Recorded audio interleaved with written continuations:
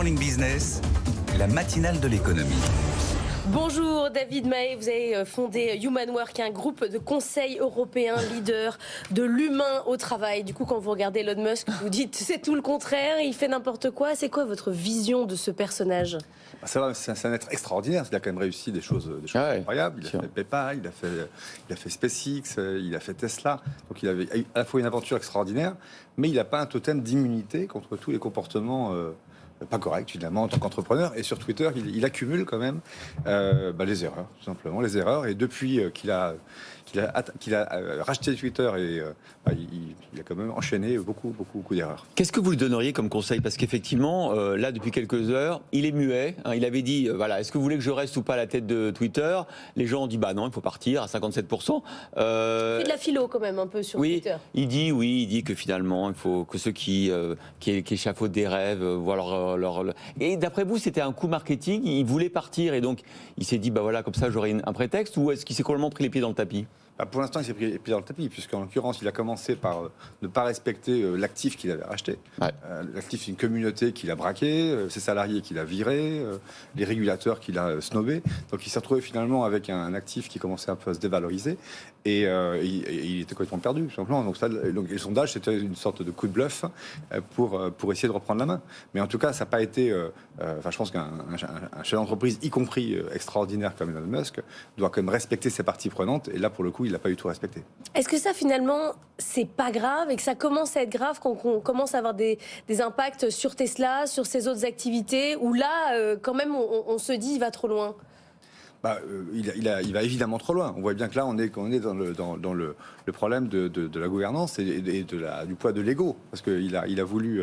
je pense qu'il n'a pas de limite, tout simplement. Ouais. Et là, il se retrouve dans une situation où son patrimoine professionnel est quand même sérieusement secoué pour une activité qui économiquement a peu de poids, finalement. C'est intéressant ce que vous dites, parce que finalement, on a l'impression que c'est quand même un groupe qui, à un moment donné, valait 1000 milliards de dollars en bourse. Il n'en vaut plus que la moitié, je crois. C'est un peu le syndrome des startups. C'est-à-dire qu'un problème, un défaut de gouvernance, à un moment donné, lorsqu'on a un patron brillantissime qui change le monde et qui en même temps n'a pas de contre-pouvoir, ça part en vrille. C'est ça. Il y a différents sujets. Il y a par exemple le fait d'abord qu'il n'est pas cohérent. Il se fait un champion de la liberté d'expression. Ouais. Et les premières décisions qu'il prend, c'est fermer des comptes de journalistes, interdire à des gens de s'exprimer en fonction de tel ou tel sujet. C'est quelqu'un ensuite qui confond le rôle de l'actionnaire et le rôle du patron. On peut être un très bon actionnaire, y compris le plus riche du monde, et être un mauvais manager, et la lucidité, ce serait aussi s'en apercevoir.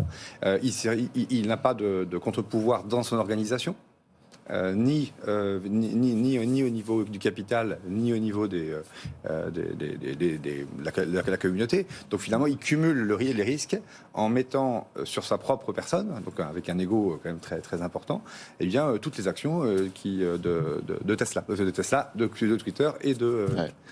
Sauf que son argument principal pour dire oui, j'ai une stratégie avec des revirements, c'est de dire je fais comme les startups, test and learn. J'essaye, ça marche pas, je reviens dessus, je change. C'est ça la startup finalement. Est-ce que c'est pas l'agilité aussi de faire ça ? C'est l'agilité. Disons que là, l'impression qu'il donne, c'est de ne pas savoir où il va. Puisqu'il change de position à peu près chaque semaine. Il a testé effectivement beaucoup de choses, mais pour l'instant, toutes les choses qu'il a testées se plantent, en tout cas surtout sur le dossier Twitter. Donc alors, on peut dire effectivement qu'il a le droit, on peut dire qu'il est actionnaire, on peut dire qu'il a pas de limite, mais en tout cas, ce qui est clair aujourd'hui, c'est que tout ce qu'il a tenté depuis qu'il a racheté Twitter se révèle un échec. Alors, après avoir écouté Good Morning Business, Elon Musk vous appelle, David Mahé vous demande qu'est-ce que je dois faire ? C'est votre métier ? Qu'est-ce que vous lui conseilleriez ? Je pense que quand on est un formidable chef d'entreprise comme ça, il faut éviter de se rouler les ailes en étant... Mais là maintenant, gestion de crise là. Là, c'est un chat dans un jeu de quilles, il a tout saccagé. Qu'est-ce qu'on fait dans ces cas-là ?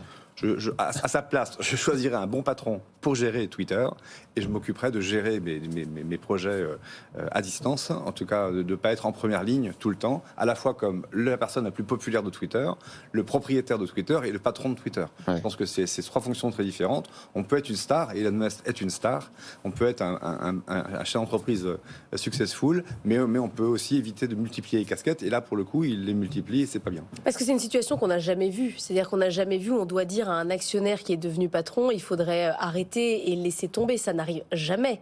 Mais non. Non, mais là, on voit bien qu'il mélange finalement sa personne. C'est l'hubris, c'est l'ego, c'est la démesure, c'est l'orgueil, avec la gestion d'un groupe et d'une entreprise. Mais vous voyez à quel point c'est compliqué dans votre métier à vous, déjà de dire à un patron qui n'est pas parfois actionnaire qu'il faut qu'il parte. À quel point c'est une décision compliquée. Donc là, ça paraît impossible.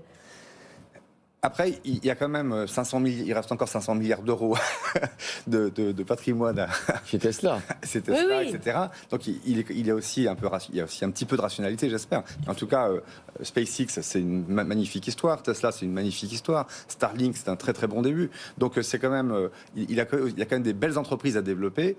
Et Twitter, c'est beaucoup de milliardaires d'ailleurs s'intéressent un peu aux médias. Aux médias. Ils cherchent la lumière, ils cherchent finalement à aller au-delà de la fortune qu'ils ont constituée pour avoir plus d'influence. Mais souvent, ils s'y brûlent les ailes. Il ne faut pas qu'ils cassent tous ces jours en même temps, parce que sur Tesla, on commence à voir en Californie du Tesla bashing. C'est-à-dire que les gens n'ont plus envie d'acheter de Tesla. Ceux qui ont des Tesla sont en train de les revendre, parce que rouler en Tesla, c'est rouler dans une voiture de néoconservateurs, réac et complètement fou. Ouais. Et on a vu encore tout récemment dans la crypto, le capitalisme adore brûler ses idoles. Ouais. On a vu, en gros, Elon Musk est porté au nu depuis quelques années. Et là, son comportement exaspère une bonne partie de ses clients, finalement, et qui sont pourtant sa communauté. Dans les cryptos, c'est les escrocs, là. C'est un peu différent. Oui, mais à chaque fois, on se retrouve avec une absence de contre-pouvoir. On se retrouve avec des personnes qui sont probablement visionnaires, disruptifs et tout ce qu'on veut, mais qui n'ont plus de limites. Et je pense que l'entreprise et le capitalisme en général a besoin d'avoir à la fois des gens qui ont cette vision, cette énergie, mais aussi de contre-pouvoir pour éviter les catastrophes industrielles. C'est intéressant. Tesla, la start-up qui valait 1000 milliards et qui se prend les pieds dans le tapis, faute de gouvernance et faute de structuration de son management et de sa gouvernance. Belle leçon qui va être enseignée dans les écoles de commerce dans les années futures. Hein. Merci beaucoup à David Maé, fondateur de Human Work, d'avoir décrypté avec nous cette stratégie, cette folie Elon Musk.